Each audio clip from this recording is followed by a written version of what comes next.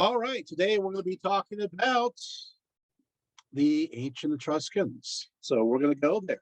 And as we know, the Etruscans dominated the Italian peninsula from around 900 to 300 BCE.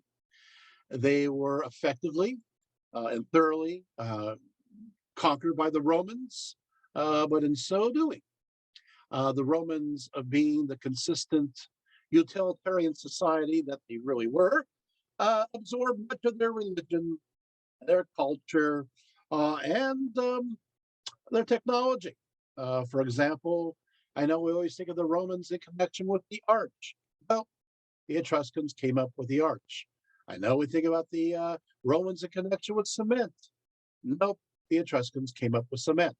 We think of the Romans with this elaborate knowledge of hydraulics and aqueducts, raised aqueducts and so forth, and reservoirs and sewers. Nope, that was the Etruscans. We think of the Romans in connection to town planning, and no, that was the Etruscans. I mean, yeah, it took a lot, but the Etruscans in turn took a lot from other groups too with their culture, and so you're going to find not only autochthonic markings of their culture, but connections with Crete and Asia Minor, and Phoenicia and Cyprus, and of course Greece. Their language has not been fully deciphered, but it was written in a Greek script. But we do know that it was non-Indo-European.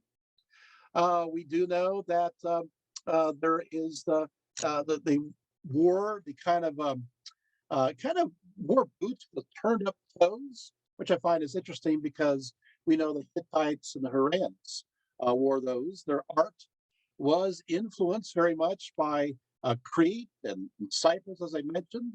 It's interesting because they oftentimes colored their men red or brown, and women were lighter in much the same way as we see on Crete and other places. So that's interesting. But there is also influences in some of the megalithic styles that we see from Corsica and Sardinia. I mean, really, it's fascinating. They've always intrigued me. And I've had a chance to go to Etruscany or Tuscany, and I have explored some of the sites. So that's, they're mysterious. I mean, we know so much, and yet we know, well, of course, so little. So let's talk about the origins. Oh, now, of course, now I just dived into the mess. Yeah, and it's like, oh, where do they come from? And you go, you Google, and you find one answer, and then you look again, you find another. And they keep updating and changing where the mysterious Etruscans arrived from. And there are three different basic origins. One is, of course, the Eastern Mediterranean origin for the Etruscans. The second is the northern origin. They come from the north and they move down from there, Raetia, Switzerland area. And the third is that they are autochthonous. They are from that region. When it comes to, the native aspect, they say they lived for a very long time since the Neolithic age in north central Italy. They were there, but then you have others, many factors. One, Rosella Lorenzi, well-known Etruscan scholar, and she says, well, it looks like that they were migrating from the south, and of course, the last version, the Eastern Mediterranean. I want to tell you this. I'm really in favor of this one, but I'm going to give all the exceptions to the rule. So we're going to go there in a little bit, but it looks like that we do have quite a few theories out there for where they arrive from. But we do know that we find that there's evidence that from Egyptian and Hittite records, as well as Greek records, that they may be connected to a group known as the Tirish. And the Tirish are, in many ways, it's here the word Tirish. It's very close to the word Terensoi, which is connected to the word Tyrrhenian. and the Tyrrhenians. You guys heard of the Tyrrhenian Sea there, right? And that's connected to Etrusia. So there are stories of that as well. Now, um, uh, that means if this is true, that means that the Etruscans could be related to those known as the Sea Peoples. The Turish are also connected to the Tursha. In you see this in Egyptian records. For example, the Mernit stele from Egypt, which does record the sea people who are arriving, attacking Egypt. So this is the victory stele. So this is a possibility as well. But it could be also that they are a mixture of so many different groups. We are going to go there. Don't worry. We're going to go. I'm not going to settle just to tell you the general overview. I'm going to go into detail DNA wise. So don't worry. We'll get there. Okay. So let's go back though. Let's go into now.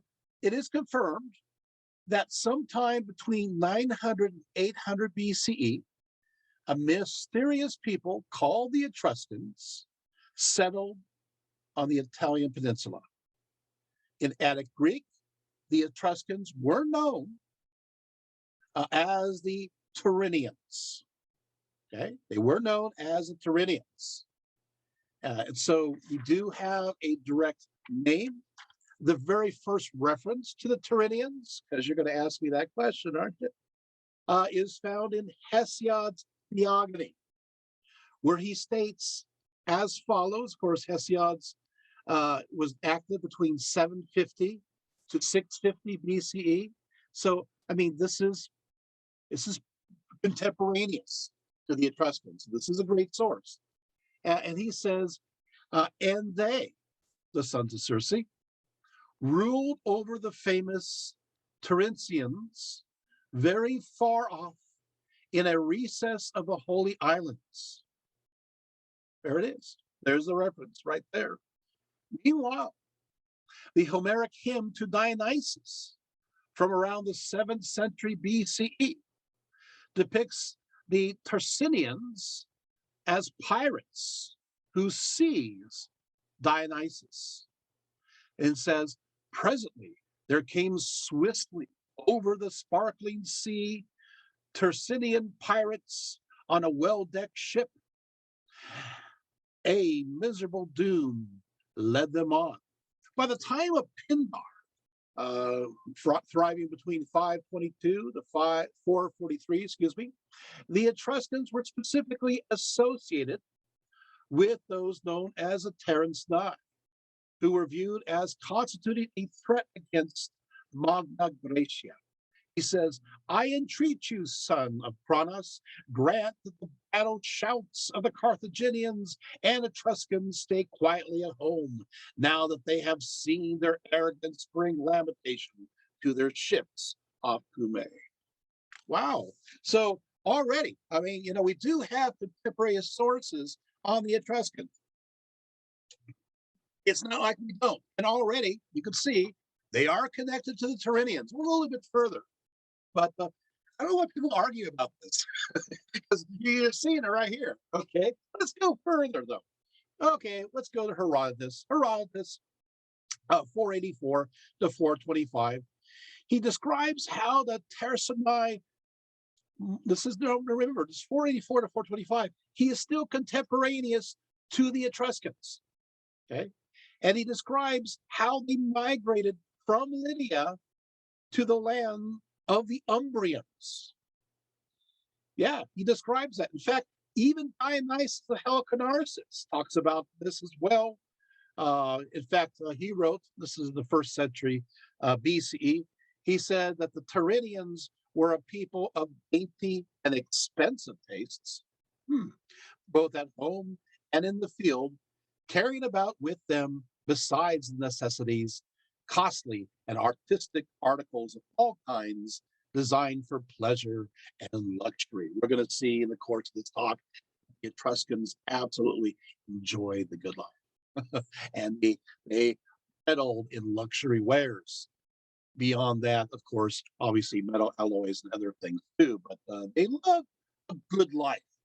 If anybody has ever been into a Etruscan tomb, you can see how they reveled in life, even though these scenes are painted in death, right? For Greek historians, as early as the 5th century BCE, the Tyrrhenians were associated with another group. So here we go. Those known as the Pelasgians. The Pelasgians. So memorize that. According to Thucydides and Herodotus and Strabo, the island of Lemnos, located in the northern Aegean, was settled by Pelasgians, who Thucydides identifies as, quote, belonging to the Terensinoi, unquote. And although both Strabo and Herodotus agreed the migration was led by Perennis, the son of Attis, king of Lydia, Strabo specifically says that it was the Pelasgians of Lemnos and Imbros that followed this certain Tyrrhenius to Italy specifically. So we even have an origin story from a specific island. Again, today people are still arguing, where do they come from? Origin story, contemporaneous to the Etruscans. Do we just simply ignore this?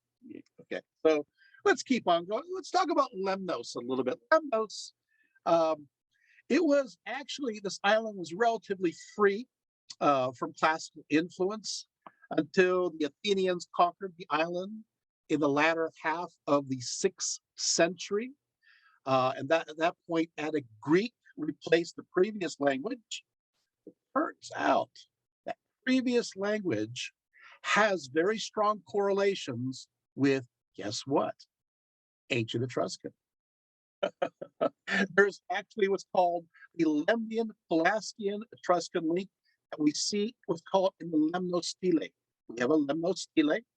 Inscriptions are written in a language that show a very strong structural resemblance to the language of the Etruscans, very much so. And they were found built into a church wall in Caminia.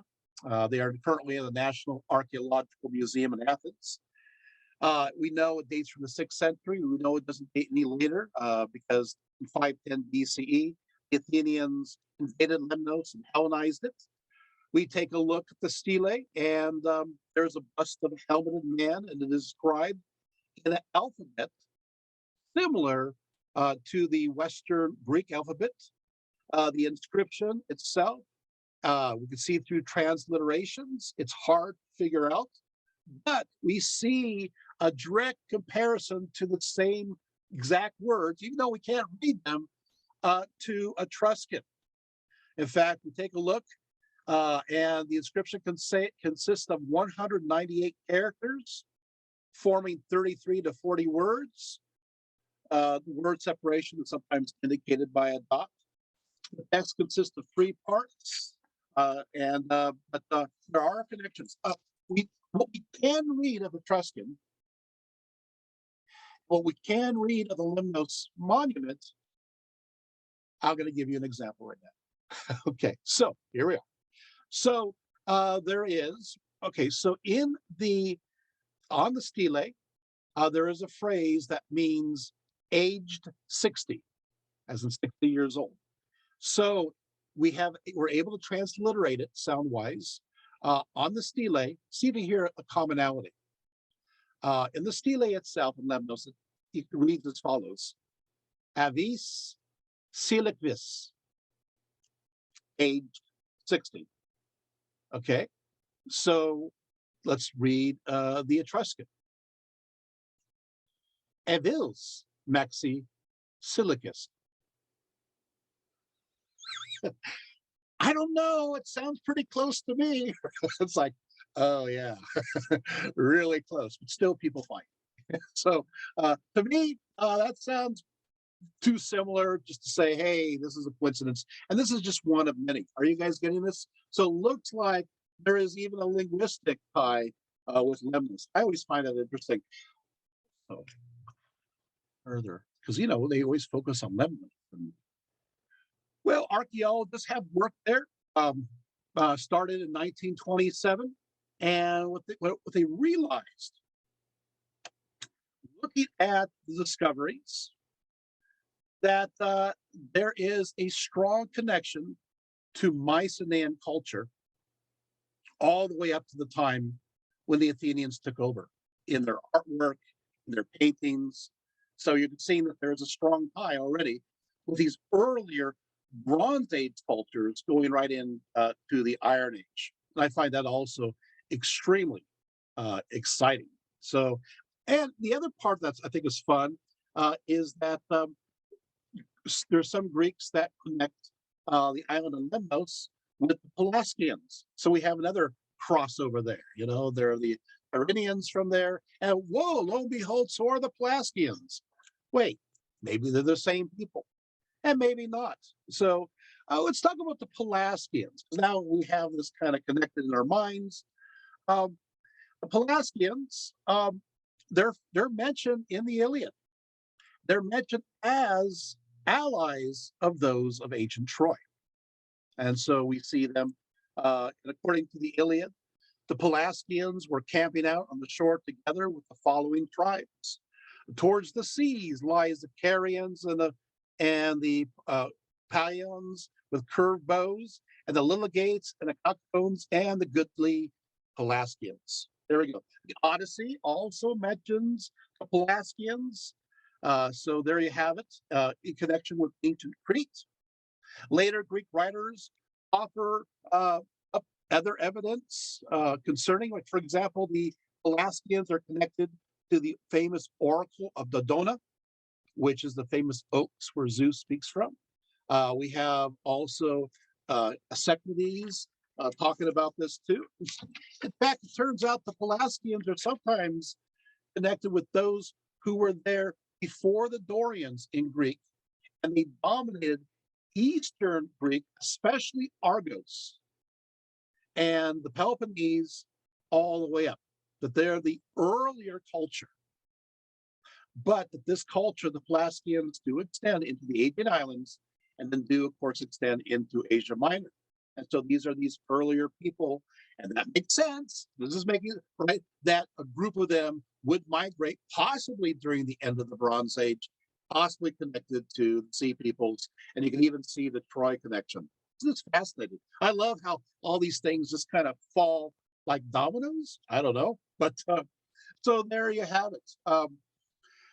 Moving right along, we kind of go into, of course, there's a lot of Argos. I want to make sure that I can get into this topic forever. But moving on, wow, this is just too much interesting stuff here. Oh, I wish I could keep it. Okay, so, all right. And I said, like 3 pages, 4 pages of Pelasgians alone. And I need to keep going because there's so much in connection with it. Okay, so one more thing I want to bring up, because I gotta bring in some scholars on this. As far as the Pelasgians, but especially the connection to Anatolia, we do have many reputable scholars that make this connection to this culture, going back all the way to Anatolia. And one is, of course, the famous archaeologist of Çatalhöyük by the name of James Millard. So, as well as Fritz Schallmeyer. So I'm not the only one talking about this. There are others going into this.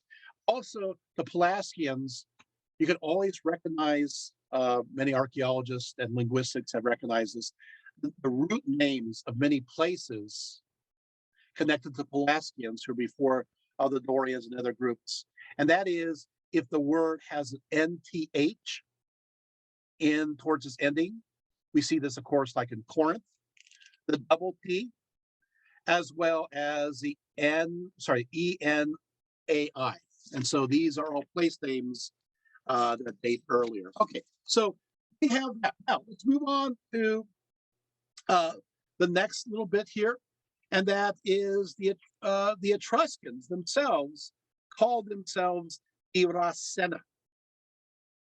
Arasa. And Pliny the Elder put the Etruscans in connection to the Raetic peoples to the north, and says so in his natural history. And he says, adjoining these, the Alpine Noricans, or the Rete and the Ventilici, all are divided into a number of states. The Raeti are believed to be the people of Tuscan race, and driven out by the Gauls. Their leader was named Raetus.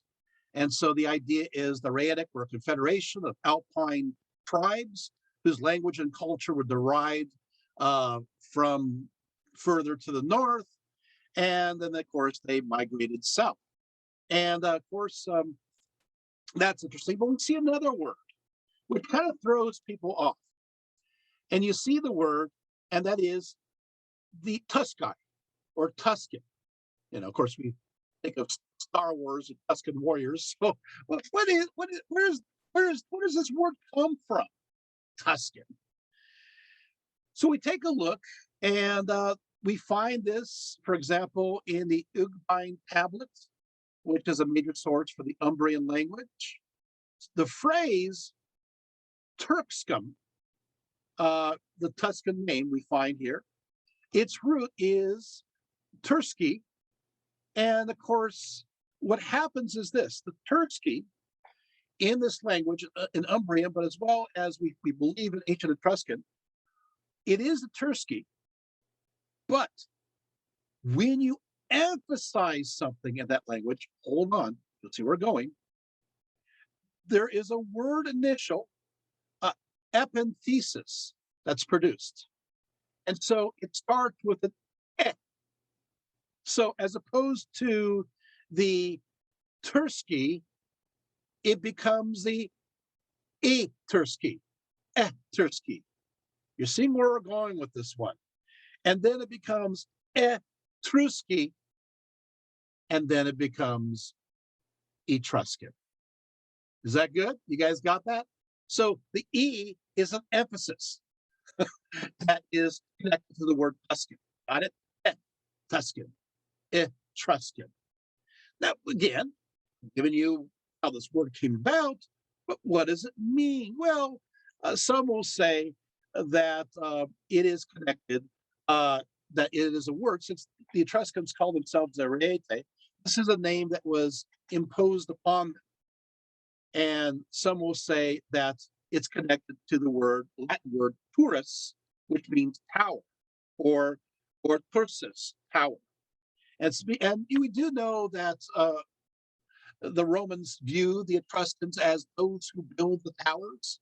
Etruscan cities built on hilltops were notorious for having these tall towers.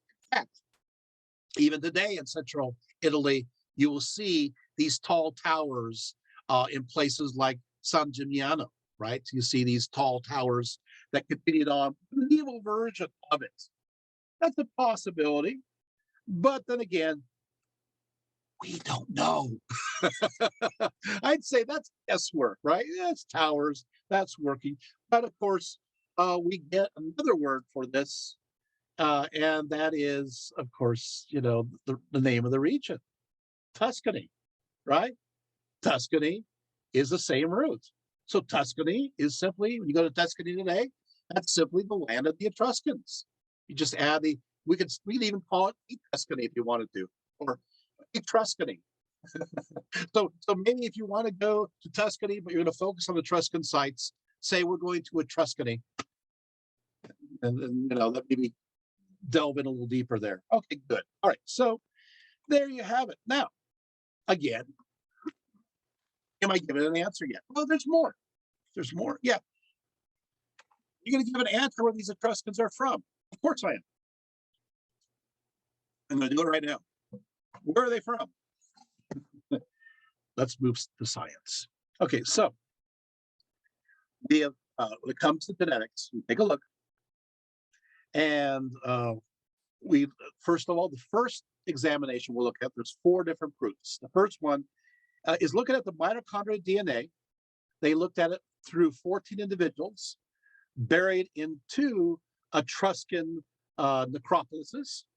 and they analyzed it along with other Etruscan and medieval samples, and 4,910 contemporary individuals from the Mediterranean basin. And they compared all this together and did lots of computer simulations. And it looks like that there was absolutely an Anatolian date that goes back 5,000 years ago. So 5,000 years ago, there was a connection. Now, if you do the math, 5,000 years ago, it's like, well, this is past the 2000s. So as early as the 3000s, you have people coming from Anatolian region into this region. Hope this helps. So in other words, we're having migrations coming from the east early on, and that's just simple DNA, right? So let's go a little further down the rabbit hole. One study was based on the mitochondria DNA of residents of a certain place known as Merlo. It's a small Etruscan town. It's way out of the way. These people have been intermarrying with each other for centuries. So because they're isolated. So this is great to see, how long this, see maybe more of a purity. Taking a look at this, what they found is the residents' lineages were different from other Italian towns, and the lineages go back to the Eastern Mediterranean, including not only Asia Minor, Anatolia, but even into Syria. It's like, whoa, wait. Okay, that is isolated. So they're just going, well, okay, so are you starting to see where we're going with the DNA? Let's go to the third source. The third source, we take a look here. A certain Marco Ilitia from the Catholic University of the Sacred Heart in Pienza. They look at, I love this, they go, let's take a look, not at people, let's take a look at cattle. Where are the cows from? Well, they did this, DNA samples, and it turns out the Tuscan breeds genetically were from the Near East. You got Near East and Anatolian cattle today sitting in the heart of the Tuscany. And apparently, they're not doing too much crossbreeding for all these thousands of years. Is this helping, right? Is this enough? And of course, fourth, there's a research done at Pavia University, and it takes a look, and the DNA sample shows that there's 322 mitochondrial DNA versions, but the central area was Lydia versus Anatolia.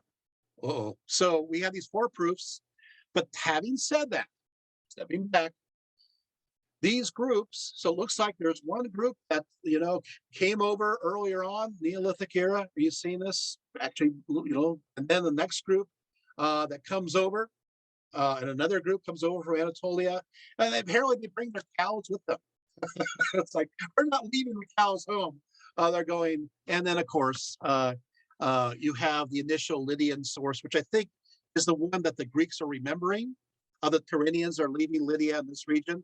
And so we have written, so can we stop arguing now? Fighting over this fact? Were there people that came from the north? Of course there were.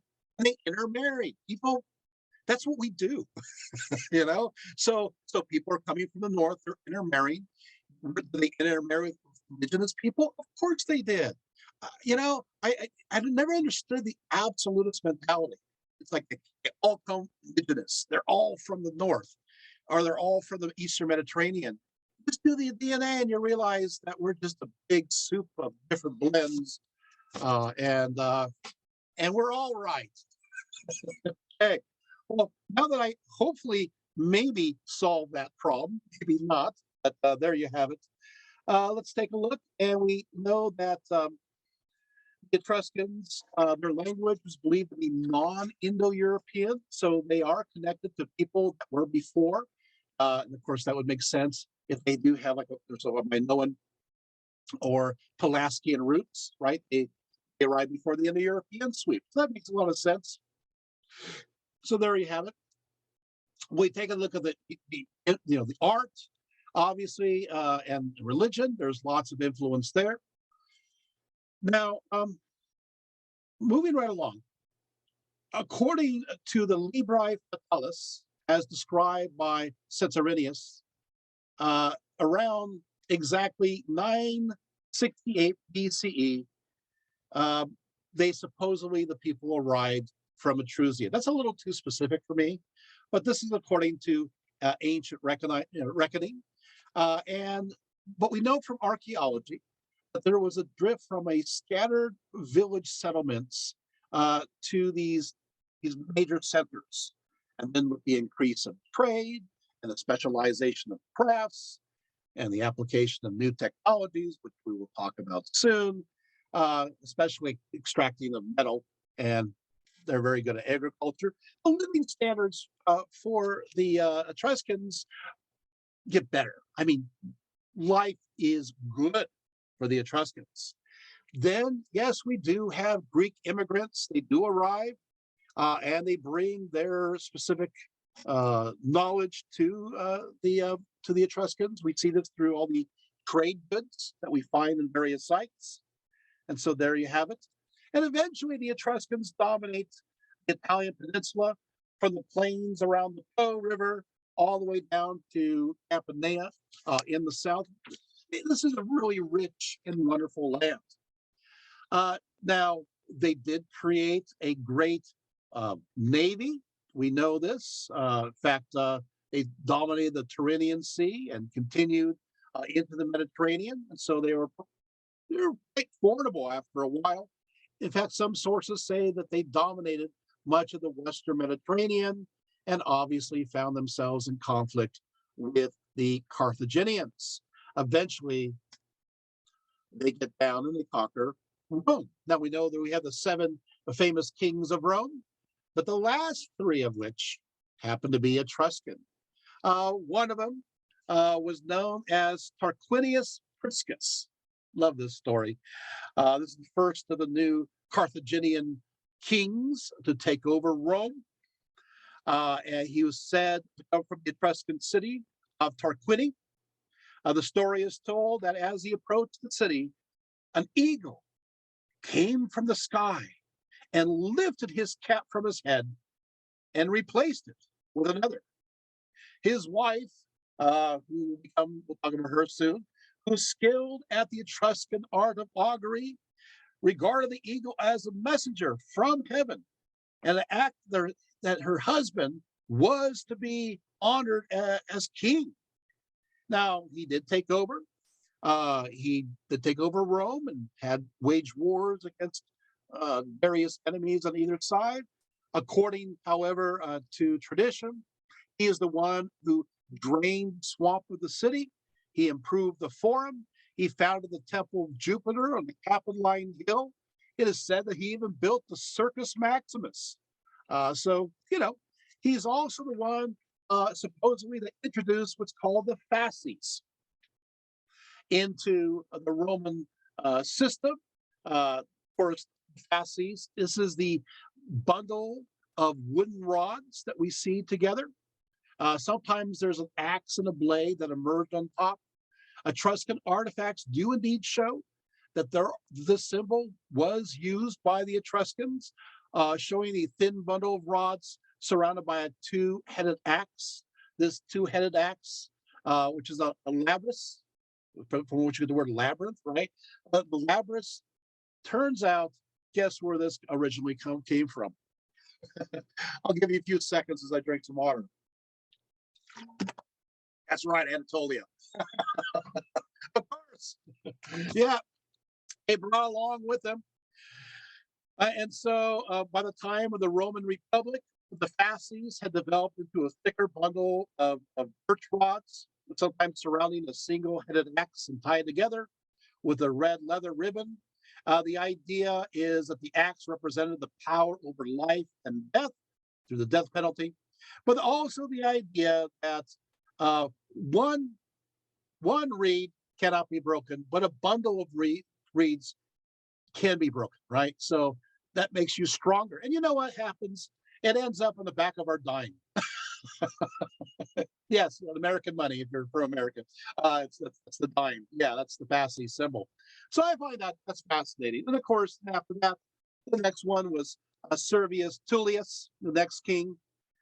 He was said to build the Temple of Diana on the Aventine Hill. Then after that, the final Etruscan king and the final king of all, his name was Tarquinius Superbus. I'm going to stop there for a second. Tarquinius Superbus. Never name your kid that. The egotistical maniac right there. It's like anything has Superbus at the end. Okay, so Tarquinius Superbus, he loved pomp and power. He was horrendous, although he did bring sublime books, to Rome, and that was kind of cool. But later on in life, he was scared out of his wits because he was such a terrible ruler that he was going to lose his power. And he had strange dreams. So he sent his two sons with his nephew Brutus to consult the Greek oracle at Delphi. And the Greek oracle asked the question of them and said that the first person who kissed his mother should succeed the power of the Tarquin. So the first person to kiss Mama will succeed after Tarquinius Superbus. I mean, after all, he brought his two sons there and nephew Brutus. Well, the story goes is that Brutus immediately falls to the ground and kisses the earth, because after all, the earth is the ultimate mother. And so Brutus becomes an excellent power in the year 509, and he, of course, brings about the famous Roman Republic, overthrowing the kings. I love that story. I'm sorry, I had to throw that one in. It's like, okay, all right. So the Etruscans, they lived in independent, fortified city-states. They formed these small confederacies. In the earliest times, these city-states were ruled by a monarch. Then they moved into oligarchies, governed by a council, and eventually, through elected officials.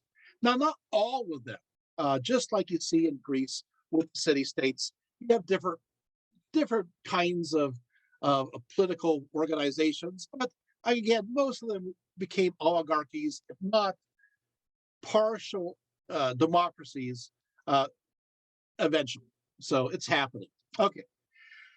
Now, there are 12 basic Etruscan settlements known as the Etruscan League or Etruscan Federation or the Dodocapolis, Dodo 12. And that was, they were, I won't mention them all. Well, I'll mention a few. You have Veii and Voltula and Volterra and Velsna and so forth. They like these for their names. Like the surrounding peoples, the Etruscans were largely an agrarian people, but they also had a strong military and used that military to dominate much of the surrounding areas. But they were also expert engineers, city planners, and architects. As I mentioned, they master the use of hydraulic engineering, even sewers. Did you know that beneath Rome, right now, the Clochlea Magna, the great sewer under Rome, was built by the Etruscans?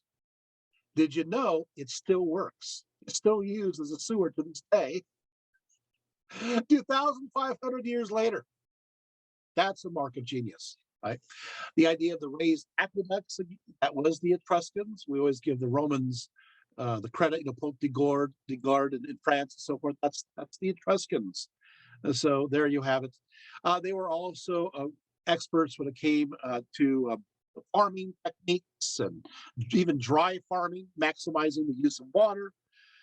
The Etruscans, of course, as I said, used the arch. They used cement. They typically built on the top of hills. The steeper, the better, surrounded by thick walls. So they liked sporting events, just like later on the Romans. In fact, the Roman gladiatorial combat originated as a religious event from the Etruscans. That's where they got it. Didn't know. Now, even the Romans claimed that they adopted this from the Etruscans. The idea was that there should be a rite of sacrifice due to the spirits of the dead, and they need to perpetuate them with offerings of blood. So traditionally, there was a munera. There was this offering, this contest that was fought sometimes before the tomb, sometimes at the funeral, sometimes after, but it was supposed to be appeasing death in a sense. Now it's interesting, and we even see this with the Greeks. Remember the Iliad, the contest that's thrown from Patroclus, right? So, but but the Etruscans, what they did is they did have a contest between people who were fighting one another in this big duel. But you know what the Etruscans did? The Etruscans then, whoever won, that was great, but they didn't kill everybody. What? Yeah. So even though it was largely symbolic, it was the Romans that turned it into a gladiatorial contest into something that is bloodthirsty. Basically, it's like they fought each other. There was blood shed, and that was that. You know. But when the Romans introduced this idea of big not bloody, it was introduced to Rome in the year 264 in honor when the sons of Junius Brutus honored their father by matching three pairs of gladiators, and then it just got more bloodthirsty as time goes on. So anyway, Etruscan art of beautiful, figurative, cast, bronze, wall painting, metalworking. Interestingly enough, the tombs typically were not dedicated, are huge tombs. I've seen a few, but they're dedicated to families more than to individuals. The family was a central key to the Etruscans in ways that that I can't emphasize enough. Obviously, they loved music. Pipe music was popular. The center of society, we know from Roman sources and, of course, from the art, was the married couple, the tusater. The Etruscans, they valued the husband, wife, or the married couple. However, at the same time, they were a very open society. We'll go there in a little bit, but still, the center is husband and wife and the children, and a husband and wife are equal. What? Wait. What? Step back. Don't worry. We'll go there. So, of course, obviously, Etruscan society was class ranked. There's aristocracy. Some people say not much of a middle class. I will disagree because they had a huge merchant class. Last I checked, that's a middle class. And of course, you have the agrarian. Now, let's talk. Okay, all right, I teased enough. Let's talk about the Etruscan. Let's talk about those Etruscan women, right? So here we go. The Etruscan women, whether married or unmarried, were free. Sarcophagi display their had this aura of this self-confidence and displays of affection and love with their male partners. And I think it's interesting is that they are oftentimes on the coffin lids. You take a look, you can Google this, propped up side by side with their husbands, upright in this full sense of absolute equality. In some cases, looking into each other's eyes. I find that pretty amazing. In fact, women took part, as we know, in public events. Women were involved in the city councils. Women also competed as nude athletes. Women were also rulers of the Etruscans. And I'll describe a grave in a little bit. This is fascinating.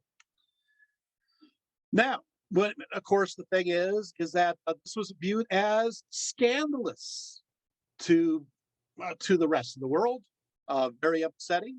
The liberty that they enjoyed.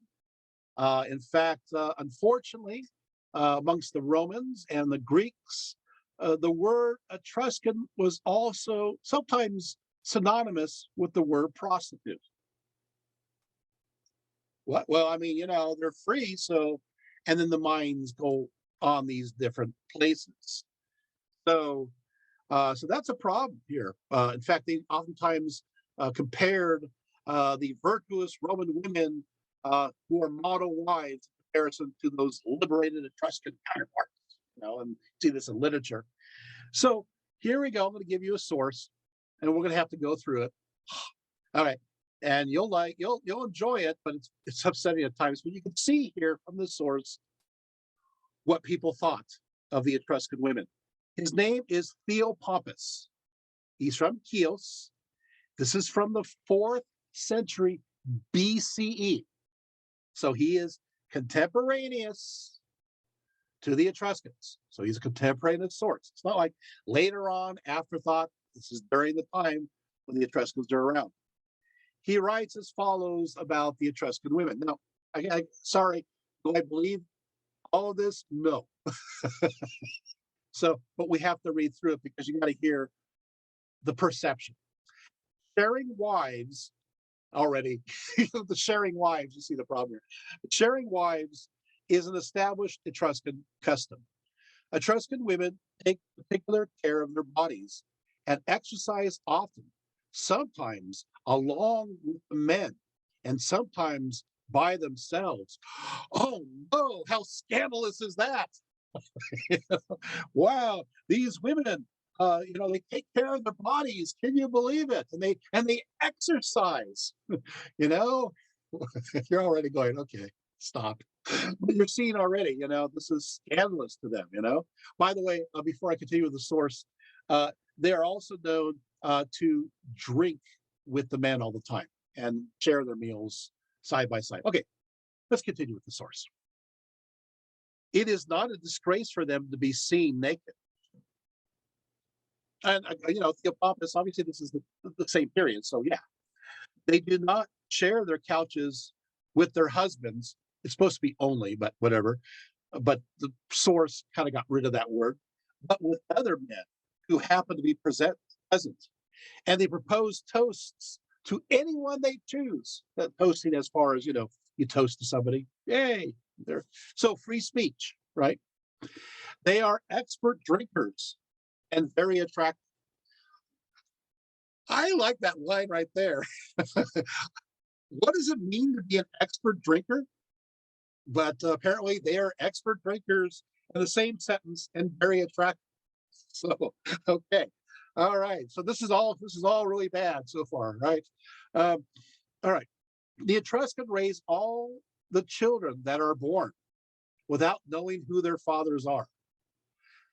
The children live the way their parents live, often attending drinking parties and having sexual relations with all the women. So here we go. Now we're getting to the gossip. It is no disgrace for them to do anything in the open or to be seen having it done to them, for they consider it a native custom. Now, obviously, this is exaggerated, but with that said, there's enough truth to the fact that these women are very open, right? You're understanding, and it's causing a stir. So far from thinking it disgraceful, they say when someone asks to see the master of the house and he is making love, and he is doing so and so, calling the indecent action by its name. When they are having sexual relations, either with courtesans or within their family, they do as follows. After they have stopped drinking and are about to go to bed, while the lamps are still lit, servants bring in courtesans or boys, or sometimes even their wives. And when they have enjoyed these, they bring in boys and make love to them. They sometimes make love and have intercourse while people are watching them. But most of the time, they put screens woven of sticks around the beds and throw cloths on top of them. They are keen on making love to women, but they particularly enjoy also boys and youths. The youths in Etruria are very good looking because they live in luxury and keep their bodies smooth. In fact, all the barbarians in the West use pitch to pull out and shave off hair off their bodies. Okay, so you get the idea. They're just clean shaven. They haven't quite invented nair yet, but they're using pitch to keep their bodies smooth. But you still get, even if it's all scandalous, you still get a very good picture, right, of the fact that these women have a lot of freedom and they're not prudes. They don't, when it comes to sexuality, they're very open. in many ways. Now, let's keep going down this rabbit hole. Some Roman writers, talk about the fact that they, again, they balance out the fact that they are unchaste to the fact that Roman women are very, very faithful, supposedly, right? You have also Athenaeus, a Greek grammarian of the 3rd century CE, says among the Etruscans who had become extravagantly luxurious, it is customary for slave girls to wait on the men naked. I mean, you got tons of this kind of stuff. Okay, so that's good enough. We got the stories. Let's take a look at the evidence from the ground. Okay. For a more unbiased and maybe authentic view of the Etruscans, we turn to archaeology. What does it have to say? What does the material culture have to say? Women and men in the archaeological source seem to have relatively gender equality as portrayed in funerary ceramics and the sarcophagi. As I mentioned before, you have these superb sculptures, which I've seen quite often, showing couples reclining together, very affectionate, very relaxed. The women speaking, sometimes shown as gesturing in speech, right?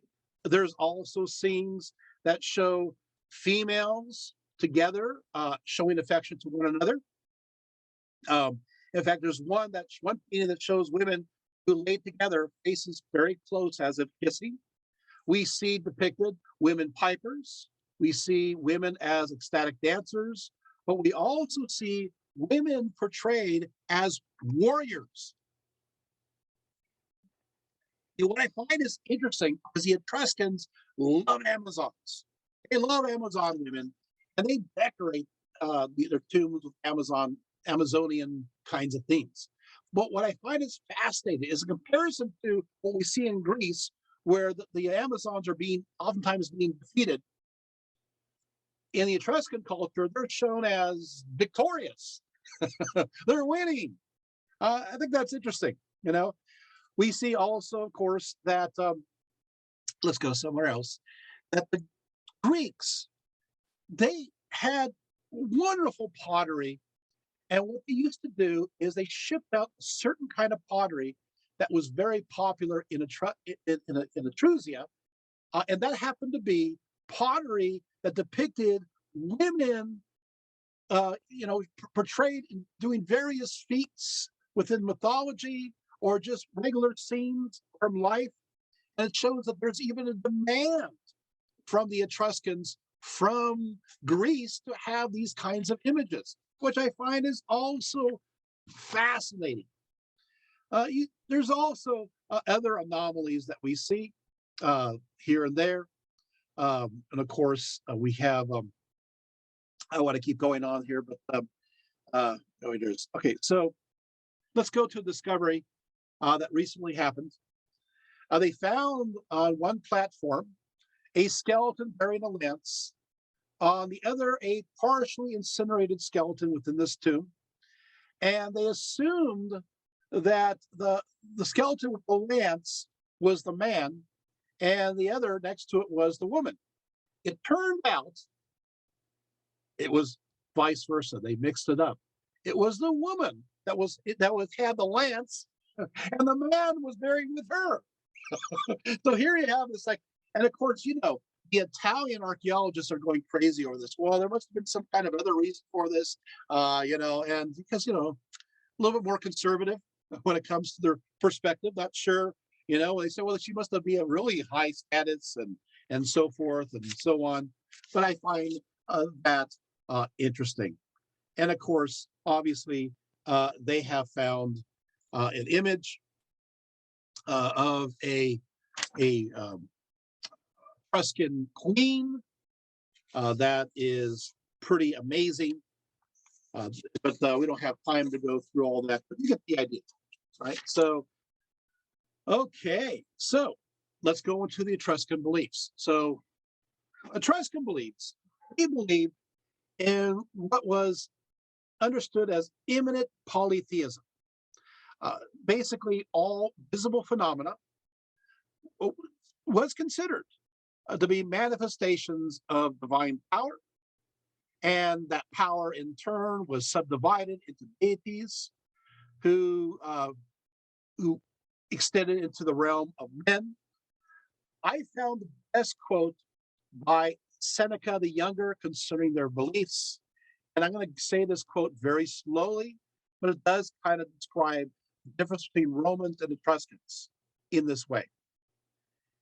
He says, whereas we, being Romans, believe lightning to be released as a result of the collision of clouds, they believe that the clouds collide so as to release lightning. For as they attribute all to the deity, they are led to believe not that things have meaning insofar as they occur, but rather they occur because they must have a meaning. Isn't that good? Right? Especially that last part. They are led to believe not that things have a meaning insofar as they occur, but rather they occur because they must have a meaning. Therefore, everything in the universe has meaning. The universe is animated through spirit in every way, telling them what is to happen. So religion, you see how this is very much animistic, has this ancient feeling to it. But they developed, as a result, these complicated rituals for divining the future, which they then handed down to the Romans. But the idea is basically the destiny of man, of humanity, was completely determined through looking at or inspecting the phenomena around them. Every natural phenomena, such as lightning, structure of the internal organs of sacrificial animals, or even the flight patterns of birds, was therefore an expression of the divine will. Everything contained a message which could be interpreted by those known as the augurs, these priests. Now, let's go deeper. Yes, in Etruria, as in the ancient East, uh, religious and secular knowledge didn't exist. One melted into the other, right? So that means is that everything was all connected, and they looked to, first of all, the four quarters of the sky, four quarters of the sky, the orientation of this space. So there was this, in a sense, this cross. They looked at the sky and they saw this cross above, north, south, right? East and west. It was all divided into these four quadrants. What I think is interesting is these four quadrants of the sky, as above, reflect down below. And so they even designed their cities, and later on the Romans, based on this cross pattern that was above. So you have, of course, this north-south axis way that's called a cardo in Latin, and the east-west line called a decumanus, right? And of course, you see cardos everywhere in these cities. So as above, so below. The heavens and the earth were imagined as quartered by this invisible cross, and here you have the cosmic stations of the gods. So what were the meaning behind each area? The east was considered the realm of the good. So the eastern section of that cross was the realm of the good. So good augury. There are good things that happen when you look to the east. Here is where resided the highest of all the deities. They resided in the east. Those who favored humanity, good fortune, right? They chose to dwell here. Now, the luckiest section of the sky was the northeast. this is the promise of the greatest of fortunes, favorable to humanity. And so if they would see lightning coming from this region, or they would see birds coming from this region, right? This means good things are coming, good things are happening, right? Now, in the south, the gods of earth ruled. So the southern section, gods of earth ruled. These gods were terrible, merciless. They were connected again to the underworld and, of course, fate. Right now, it gets worse because the darkest realm was the realm of the West, especially the quarter. Now, I'm going to say this, especially the quarter between the South and the West. Now, I have found some Etruscan scholars saying, no, it was the North and the West. And I've gone through the debates, and I think it's because when you're looking at lightning, a lot of the lightning occurs in the northern part of the sky in Italy, and so that's how they read things. But for the most part, it was the major storms happened to arrive off of Italy, if you're familiar with Italy, right, from southwest. So that's where all the terrible things come from, is where these roaring storms come. Also, if you live in Iowa, in the Midwest, you watch out for the Southwest. so there, that's the terrible area, right? So there we go. So the diviners right, the West, the right side was the West. This was known as the pars hostilis, the enemy part, considered unlucky. And then, of course, the left was the pars familiaris, the friendly part, lucky. The quarters made basically were also subdivided amongst the various gods. We'll go there. So who came up with this idea? Well, the Etruscans. You're never going to hear this anywhere else. You won't, or at least nobody finds it interesting enough. The Etruscans actually have a founding father for their mysteries. Who knew? Yeah. His name is Tagus. Tagus. He is a childlike figure born from the tilled land, and he is immediately gifted with knowledge, but also it was in turn also founded by a female figure by the name of Vigoya. So you have a male and a female founders of the mysteries of the Etruscans. This was the prophet of the Etruscan stories. According to legend, Tagus appeared at plow time and taught the Etruscans divination. Cicero reports the myth. He says they tell us that one day, as the land was being plowed in the territory of Tarquini, and a deep furrow than usual was made, suddenly Tagus sprang out of it and addresses the plowman. Tagus is recorded as putting together these first works. He was oftentimes shown in the visage of a child, but he was a sage. He was just like a child prophet giving the mysteries of the Etruscans. So he created the science of the soothsayers, right? So there you have it. And of course, Vigoya, who is she? She was understood as either a sibyl or a nymph, right? And she's the one who provided the Etruscans the written sacred books, as well as creating the rules and rituals of landmarking and presiding over observance, respect, and the preservation of boundaries. So you have, I love this. This is the typical Etruscan way. You have a male and female founder. And they're both kind of magical in so many different ways. So, okay. So going on to this, obviously, let's see here. Okay, so there we go. So what is Haruspicy? The idea of Haruspicy. This is a method of divination. It was practiced by the ancient Etruscans, but it was a practice, of course, obviously by the Romans later on. But this art goes back to the Mesopotamian culture and other cultures at the same time. So it does go back quite a ways. Haruspices, or diviners from Etrusia, were active even throughout Roman history. So this is important. When the Etruscans end, and they just intermarry, they're still there. You go to Etruscan in May, congratulations, you're seeing Etruscans.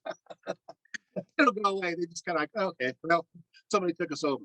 But the religion of the augury continued throughout Roman times and even into the early medieval period. There's evidence.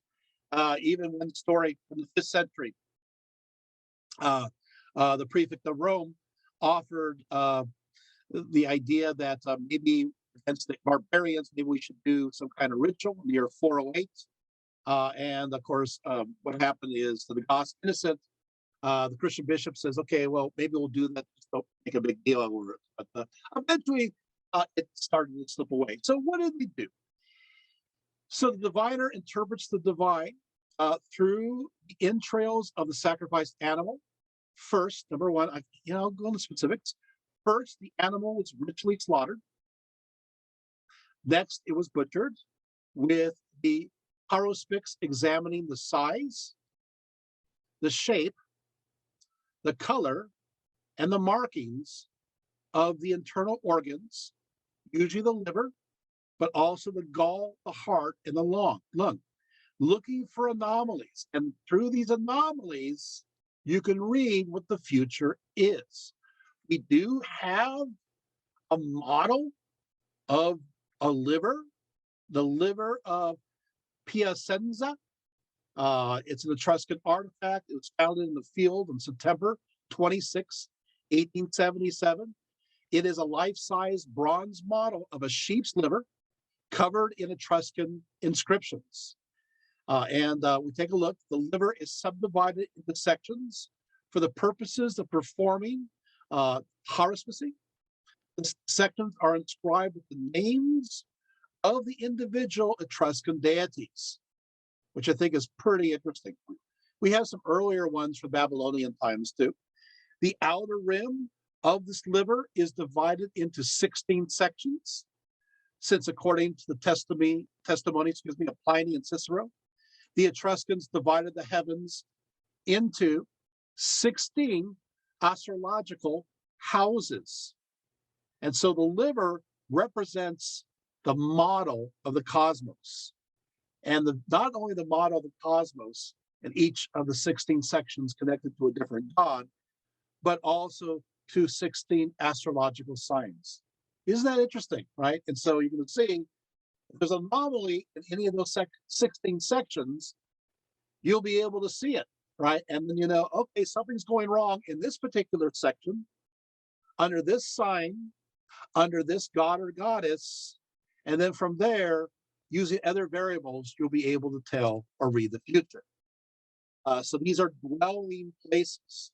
In fact, for example, Tin, the main god of lightning, has his dwelling place due north as lightning in the northeast section of this particular. It's also divided into, of course, the directional areas. So let's go through it. So what happens now? You got the liver. You're reading the liver, and then of course you say something like "Tular esnai sa." Esne is kind of connected to the word deities. It means make the divine boundaries. You declare that in Etruscan. And then, of course, you'd say something like Ta Sakni. This is the sanctuary. And then you say Ak Ase Nerisin Bako, which is offer the water as libation for the gods. How's that? Ancient Etruscan, pretty good. Okay. So that's how you kind of start out there. So now the Haruspics faces south. They face southward. They stretch out their hands and a loud voice implore the gods to give an omen. So they will say, Ablu, Phoebus, Apollo, Delian, Pythian, Lord of Delphi, guardian of the Sibyls. Obviously, this was done in Roman times. And it goes on and on. I mean, I have the whole thing there, but, they make their proclamation. They would say, Thun, Cerne, Tevi, show signs here now. All right, so now we made the declaration facing south. Now the patera is turned. It's a little, obviously the carrying thing is turned so that the place where the umbilical cord uh, leaves connects to the embryo of the southeast direction. And so I'm kind of going too much detail. So we'll just keep it. I actually have everything that there is about them. You can just do your own at home. Okay. So what happens is that you're going to have the Haruspics should note if any region is excessively large or diminished in size or absent, what's called a monstrum or disfigurement in a part or a quadrant or a region is especially significant and can be an evil omen. All right. And then, of course, I do have a ritual of trying to appease and bring this together. I want to make sure we have time for other things. Again, a god was called an ace. A plural is asar. Now, I want to make sure we get here, there are 3 layers of deities that are evident, that are worshipped amongst the Etruscans. And I do want to go into. So I have not done my job unless I go into their gods and goddesses. And so here we go. So 3 layers. Okay, so first of all, you have the divinities of an indigenous nature, the one that seemed to be coming from directly the area of central Italy. Then, of course, you have those who are the Indo-European ones that can come later, that's layered over, like Tim or Tinia, the sky, and Uni, his wife, and Sel, the earth goddess. And then the third, you have the Greek and Roman gods. So those are the layers, okay? Now let's talk about the lead god. His name is Tinia. Not really lead, he's co-lead. He was the chief Etruscan god, the ruler of the skies, the husband of Uni, the father of Heracles or Hercules. He is the equivalent to the Greek Zeus and the Roman Jupiter, very much so. He is called Appa, which means father in the inscriptions. Of course, obviously for the Romans, it's Pater, as in Eupater, right? But for the Etruscans, it's Appa. He is a god of boundaries. He's a god of justice. He is shown as grasping a stock of thunderbolts in his hands. By the way, you see this motif also in Anatolia, amongst the Tarhunas, amongst the storm gods. There you have it. So these bolts are for 3 purposes, these bolts. The first one is these bolts are used as a warning. So Tinia will throw his bolt as a warning. Number 2, good or bad interventions. He will throw his bolts. And number 3, drastic catastrophes. Now, you're thinking, okay, just like Zeus. But you know what? I'm sorry. He's not as much of a, I'm not going to say the word jerk, but he's not as bad as Zeus is. Let's put it this way. Did you know that, yes, Tien, he could throw his thunderbolt as a warning, but for the other 2, good or bad interventions and drastic catastrophes, he couldn't do that without consulting the other deities first. Isn't that interesting? He had to have a check and balance. So before you destroy the civilization, you got to check with the other gods. Like, what? The Romans know, the Greeks know, the Etruscans, hey, let's play nice. Let's hold up a little bit. So what happens is that he consults with those called the Dii Consentus, or the consultant gods, as well as the Dii Involutu, the hidden gods. He has to check through those before he does anything pretty drastic. I like that. Let's talk about this first. Kind of reflects the Etruscan civilization. He is also connected to wolves and dogs of the underworld, which I think is interesting. Did you know that later on, Tien becomes part of local Tuscan folklore, and he becomes an evil spirit known as Tigna, who causes lightning strikes and lots of problems, and still is referred to in stories today. So now the next one is Uni. Uni is the great goddess of the Etruscans. She's very much a mother goddess, birth goddess, star goddess. She's a love goddess. She's connected to Juno. But did you know that? Sorry, that she could wield thunderbolts too? What? Yeah. Hey, what's good for hubby is good for her. That's right. So she also is shown as throwing thunderbolts, but she has to consult too. I like that. Again, are you seeing the Etruscan civilization? Your understanding is a little different than the patriarchal other civilizations in so many different ways. She also protects women. Uh, People are not sure which came first, the word uni or the word you can see that, or Juno, right? You can see there seems to be a connection there. Linguists will say, well, if Uni's name comes from a Latin, then it means young, but most likely the word Juno comes from uni, and this word in Etruscan, we do know what this word means. It means she who gives. Uni is she who gives. Well, she is connected to Astarte, the goddess Astarte. And you're thinking, wait, the Phoenicians and the Levant, and okay, so where are you getting this information?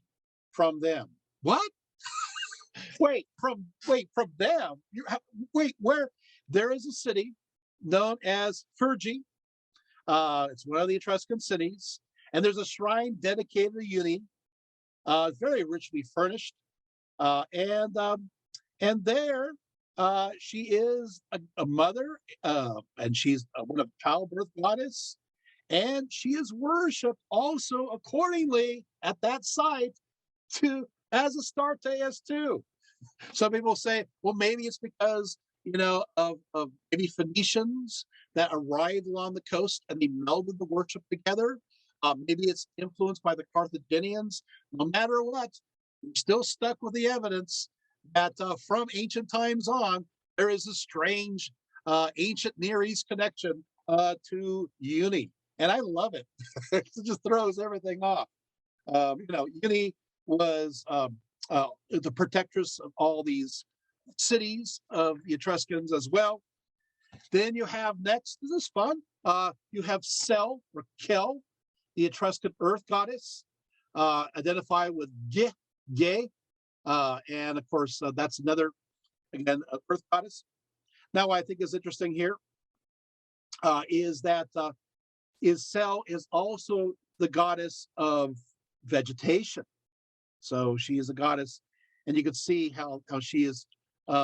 She is also mentioned as a sun goddess in many sources, and it is clear that Kel or Sel is connected to Caris, who is the grain goddess of the Romans.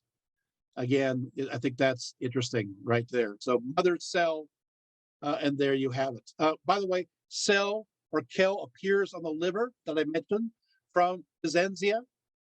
She is placed in house number 13, if you're curious.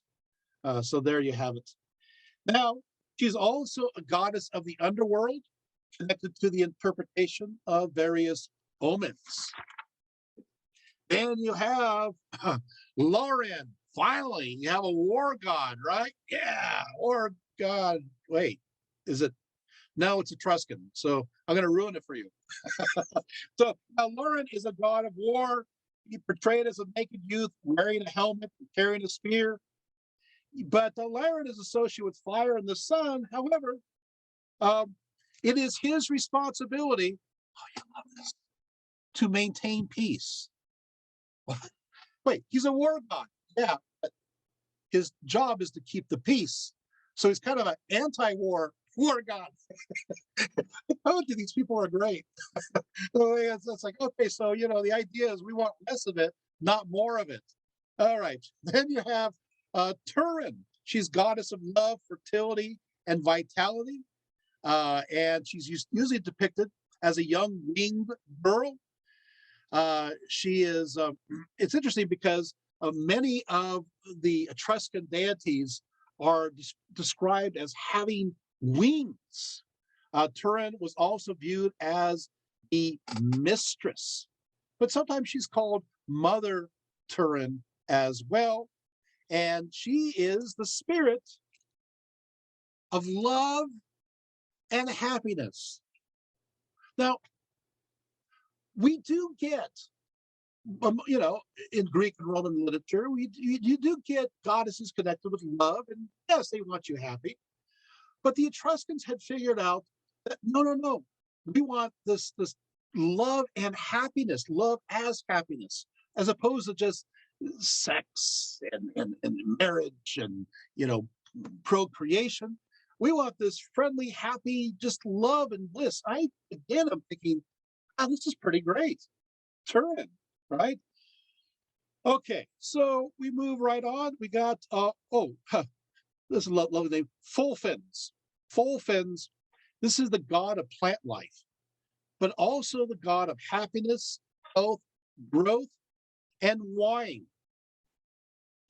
You're going to get this point pretty soon that a lot of the gods of, I want to go through enough of them so I make my point really clear. But you're going to get this idea that the Etruscans really are into happy gods and goddesses, and I figured just me saying that is not enough. So I want to give you evidence of that, if that makes any sense. So Fulfins, plant life, happiness, wine, health, all that. Menfer, which is connected later on to Minerva, is the goddess of wisdom. She is the goddess of arts. As I said, she will become the goddess Minerva, connected to crafts and trade guilds. She's also connected to Athena. But Myrta is considered a goddess of healing. In fact, there's a temple in Veii that where she was worshipped, along with Artemis and Apollo. And excavations have found a basin that had a pipe to receive the local sulfurous water, which was considered medicinal in many ways. But she was the god of healing. So there you have that. Myrta, again, was pretty depicted like Athena in many ways, long chiton, carrying a spear and a shield. But unlike Minerva, the Etruscans give her nice broad wings. There you have it. There's lots of they like these. You have Losna. This is the Etruscan goddess of the moon. Yes, the moon is a goddess, and connected to obviously Luna. She is the one who is lucid. She is the twilight, and there's lots of stories connected to her. You have Selvens, who is a god of boundaries. You have Kai Caecilia, or Kai Caecilia, also known as Gaia Caecilia, who is a Roman goddess of fire, the hearth, healing, and women. She is actually connected to the famous queen Carnaquil, the wife of Tarquinius Priscus that I mentioned. The one that saw the eagle, take off his hat and said, "Hey, he's going to be the next king of Rome." Well, guess what happens? She was considered such a wise woman, very intelligent and well educated, knew medicine and mathematics and augury and prophecy, that they made her into a goddess. What? Yeah, she became a goddess. So there you have it, and was worshipped as such. So she became a goddess of women. In fact, she played a part in the Roman wedding ceremony later on as part of the ritual. The bride and groom exchange similar vows. And so what happens is the bride would say, "Where you are, Gaius, I am Gaia." And the groom would, of course, say, "Where you are, Gaia, I am Gaius." And of course, this basically means when you are happy, I am happy. And one becomes the other. And she's connected to these ideas, and it continued on. Oh, you probably saw this one coming. Guess who the goddess of gardens happened to be with the Etruscans? That's right, Horta, as in horticulture. That's right, Horta. She's and so connected to gardens, and moving right on here. Oh, I'm loving this one. I'm gonna make sure I unpack this really well. You also have Zipanu. Zipanu is the Etruscan goddess of beauty and love, and is associated with Turin, the love goddess. Zipanu's name means brilliant or a flash, right? Now, she is one of many of these attendants of love in connection to Turkon. In fact, we do have an image of her. She appears on an engraved mirror, the back of an engraved mirror, attending the preparation for the divine bride by the name of Maladisk, who is the Etruscan goddess of love. While Turon oversees, she and another goddess by the name of Munthuk, who's the Etruscan love god and goddess of health, attend this Mulavisk, while there is nearby Hinthiel, the ghost or spirit of the individual that every person possessed, which stands behind them with a mirror. Now, Munthuk, who we'll talk about in a few seconds, he does Malavisk's makeup, and Zipu, or Zipanu, works on her hair or crown. And taking a look at her, description-wise, Zipu is beautifully dressed, this particular goddess of beauty and love. How was she dressed? She has a headband, she has earrings, she has necklace and bracelets, as well as intricate open work sandals. She wears a transparent chiton, which shows every contour of her body. And nothing really is concealed. So she's very beautiful. And so there you have that. So we do have an idea of what she looks like. Munthuk, as I said, was also the other attendant. And I said before that she is the Etruscan love goddess and goddess of health. I just love they're so positive here. Munthuk's name means elegance. He certainly looks it. And is related to the Etruscan word munth, which means adornment. The word munth also means order. It also means honoring. And so the word munthu can mean one who polishes. Now, let's have some fun. The word, right, munthu, is connected to the Latin word mundus. So munthu, which means elegance, it means order, it means adornment, is connected to mundus, which of course in Latin means the world or the universe, in a sense that which is all encompassing, but which carries additional meaning of ornament or decoration. So the Greeks too had a word that shared the same dual meaning. For example, cosmos, meaning order or world or order, could also mean beauty, female adornment, or the universe, from which we get, of course, the word cosmetics, like the Latin. And so the related definitions share the underlying concept of righteousness and good order. Now, where am I going to go with this? Does this mean that when the ancients of the classical world looked at a beautiful woman, they saw the proper order of the universe? When one puts on one's makeup and one's hair, is it the ordering of, in a sense, the universe? That which is connected to Mother Earth, the earth, Because, however, the world, remember, is understood as female, as the great Mother Earth who nourishes and takes care of her children. And so we just have this fascinating rabbit trail that I love going through. And you can see that, so women, when you're doing your makeup, just think of yourself as Mother Earth, and you're ordering the world in a beautiful way as you do your face and you adorn yourself with the clothes. Does that make sense? There it is. Now, of course, we have Nortia. She is a goddess of fate, similar to the goddess Fortuna. I wish I could talk more about her. You also have Lhasa.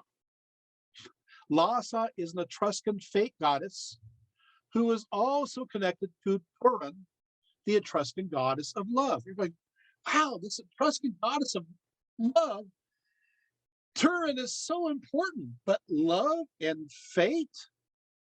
Yes, she is usually drawn as a beautiful winged goddess, nude, completely nude, but except for jewelry and boots.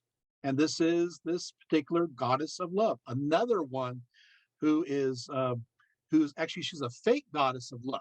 Fate, not fake, fate. F-A-T-E. Now it's interesting because Lhasa, many scholars will say Lhasa is the name of a goddess, but also you have those known as the Lasai. And these are the attendants, those who attend Turin, the Etruscan goddess of love. And of course, they all have these big wings.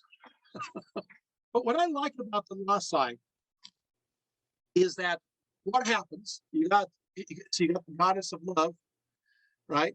You got the goddess of love there, and you have the Lasai who attend. And what they do is they specialize in different aspects of love. So one will go love and fate. One will focus on love and beauty. Another Lasai will focus on love and death.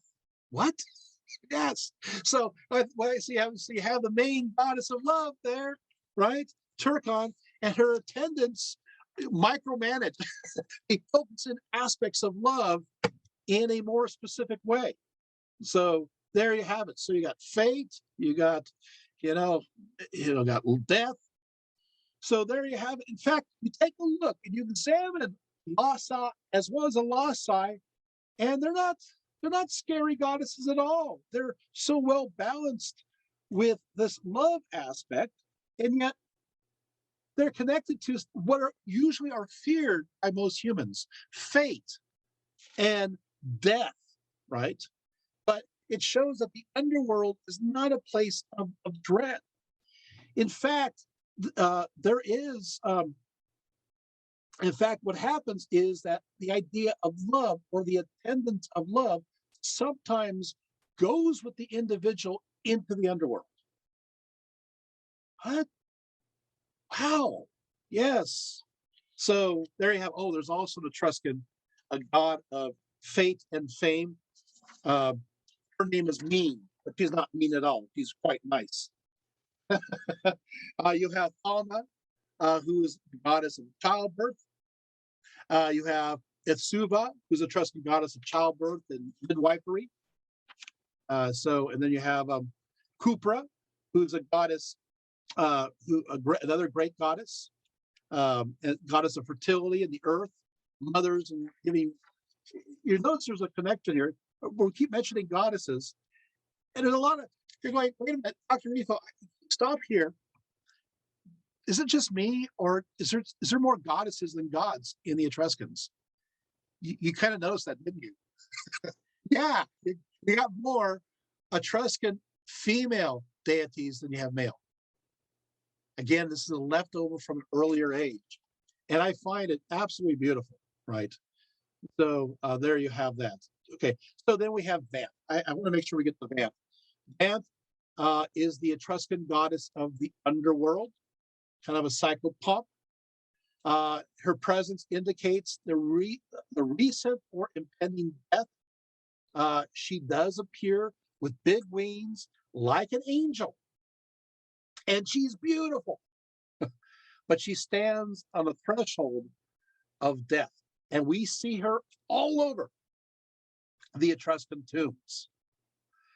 She is an integral part of their idea of crossing over to the other side.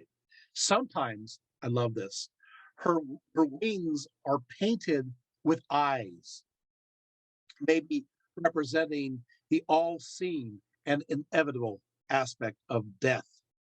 And she, of course, is there not only as you pass, but she, in a sense, is almost like a guardian angel. She appears on the other side with you, taking you to the other side.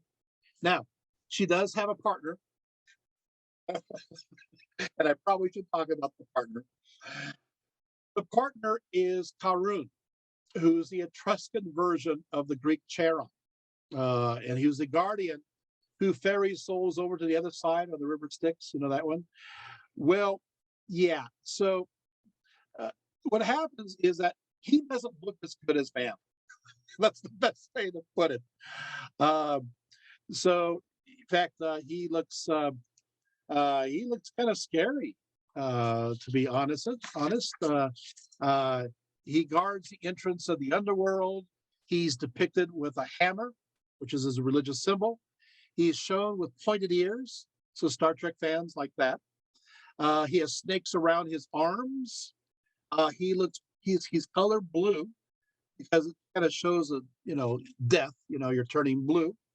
Uh, Sometimes he has enormous wings too, but sometimes he does have a black beard, and he looks kind of, his face looks kind of scary and monstrous, to the point where he kind of looks like a gargoyle. You see on the French cathedrals looking out. Yeah, so many have said he's kind of apotropaic. He wards off evil just by his expression. And so you have this beautiful Vanth, and then you have this very kind of scary Charoon, and this is the underworld. Now, he has what's interesting is that he does carry. We see in the sarcophagi this hammer, and the idea, in fact, he's shown about the hit hammer sometimes on a person's head. So this idea is when you die, you're clocked, and you go to the other side. But it's not a bad thing, I just think it's the. And so you are, in a sense, dispatched. So you have the dispatch, which is fascinating because later on, the Romans brutalized this virgin. And so what happens is during the gladiatorial fights, there's a big fight going on, and it turns out that it looks to me that the person is injured. He's going to die, and the other gladiator doesn't want to do the death knell moment. Doesn't want to do it. They'll say dispatch, and this guy will come out with a big hammer and take out that person who is suffering.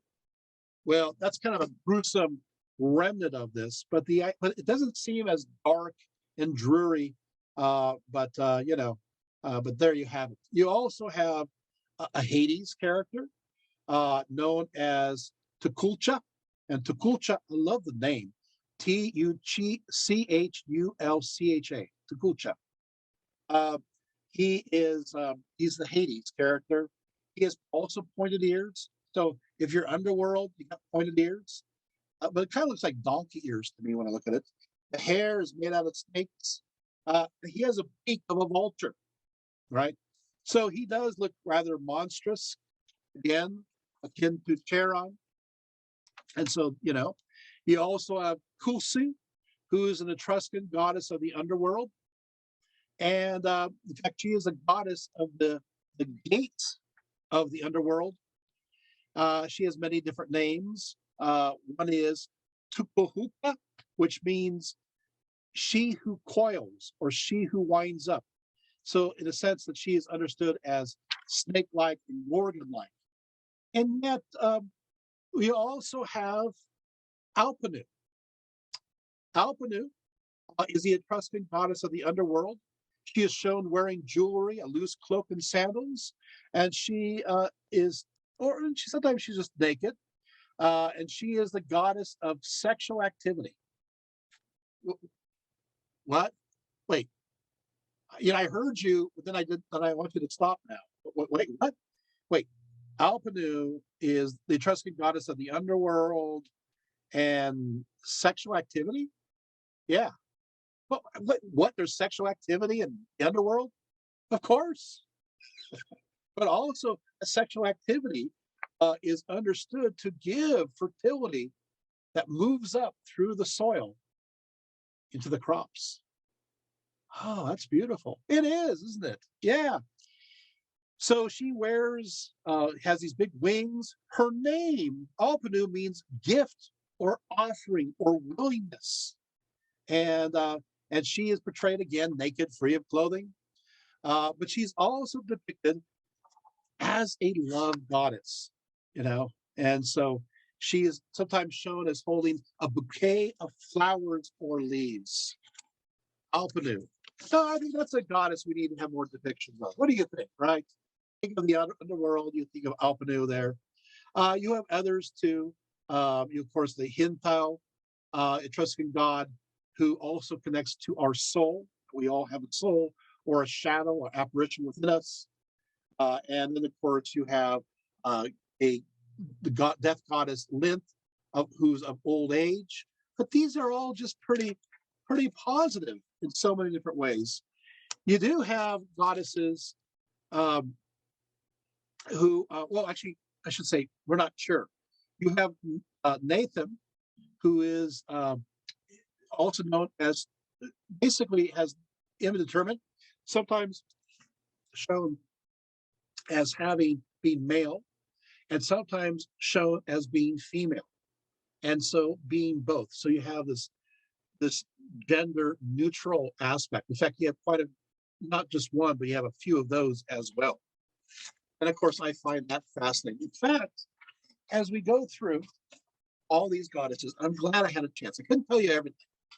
As we go through all these gods and goddesses, because we aren't concluding, because we need to, but I think you see a pattern, don't you? You're seeing that the orientation of the Etruscans, the way they saw gender, the way they saw nature, the way they saw daily life was different than the Romans after them. And in many cases, are remnants of Bronze Age cultures such as the Minoans, where there is a love of just living each and every day to its highest potential. And I think the best way to see a culture, I want to go here. The best way to see a culture is how they view death. You walk into an Etruscan tomb and you see depictions of the underworld, and you realize they see death as a beautiful place where there's no suffering, there's peace, and there's love. And that speaks well for them. Thank you so much. That's it.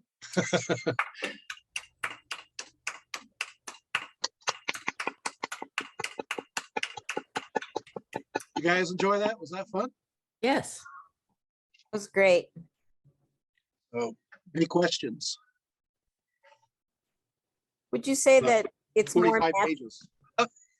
Dr. Reitfeld, would you say that it's because they were more matriarchal than patriarchal? Yeah. Okay, so good. So glad you're asking this question. What I find is interesting about the Etruscans is that when they go into their legacies, oftentimes they mention their father and their mother's name.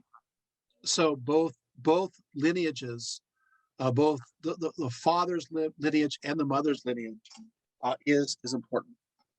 So you do see that it is a more of an egalitarian society, and you could see that not only through depictions in their artwork. You not only see that in the way they have their gods and the kinds of functions they perform, right? But also you see that even in the gossip against them, you see the fact that they're being made fun of by these other cultures because they are so free with their lives, with their sexuality, with the idea of esteeming women as equal in many ways to men. Now this will change as time goes on, but Etruscans initially are a remnant of these earliest civilizations like you saw with the Minoans. You have this sense of women are doing the same kinds of jobs as men, even having the job of in political leadership, even being involved in city councils, and of course I didn't mention this, but I made a reference to it. But even sitting side by side with men at the banqueting halls, drinking and laughing and having conversation, we see that not only in the writings, we see that in the depictions in art. And you're seeing the fluidity of relationships as well. You see, yes, husband, wife, it's very important, but you see also very much an openness when it comes to gender. You have women, female love to love, men love to love.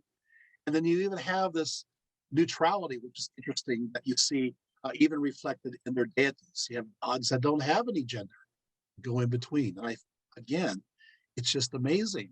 And I think it needs to be studied more, but it's not. That's fascinating.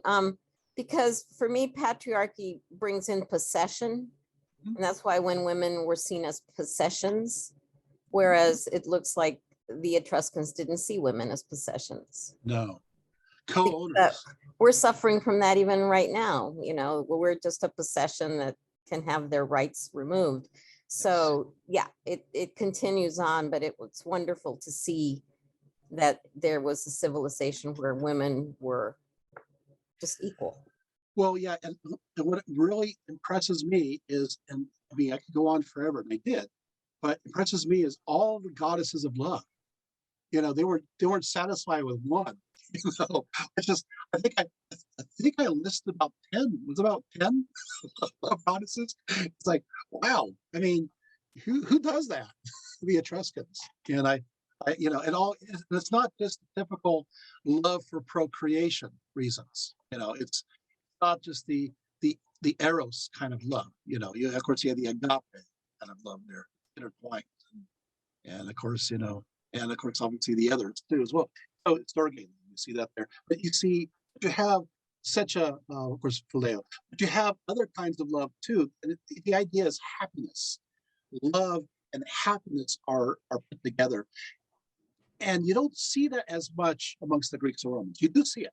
I had seen it in a case like Artemis of the Ephesians in Asia Minor, but it's not as often. And when you think of Aphrodite or Venus, you think of a different kind of love, don't you? But this is just, we want you happy. Let's enjoy life. Let's enjoy good food, good drink, and good company. And even in death, apparently, with their tombs, it's all about happiness. It's all about happiness. And you got this vamp goddess that follows you to the other side, and you go into these tombs, and it's like, look at this. It's a celebration. And I tell you, that shows the strength of that society. That death is nothing to be afraid of, but it's something to look forward to. It's not a threat. That's great. Thank you. It was wonderful. Welcome. Thank you. Any other questions? Makes you want to look up some of these goddesses, right? To look into them and explore them a little bit further. Hopefully, I got you a little bit curious on these. Thank you, Laurel, and for your nice message about it's a testament to how interesting it was that I managed to stay awake this long. Yeah, so I'm glad I kept people awake. So it's a good keeping you awake at night kind of situation. So hopefully you are surrounded by these love deities, and certainly a lot of them. So, any other questions? All right, we will bring it to a close. And next time we will be talking about Pollyanna Satiana. So stay tuned. This is another great fun talk. So until then, thank you so much for being here. and have a great night.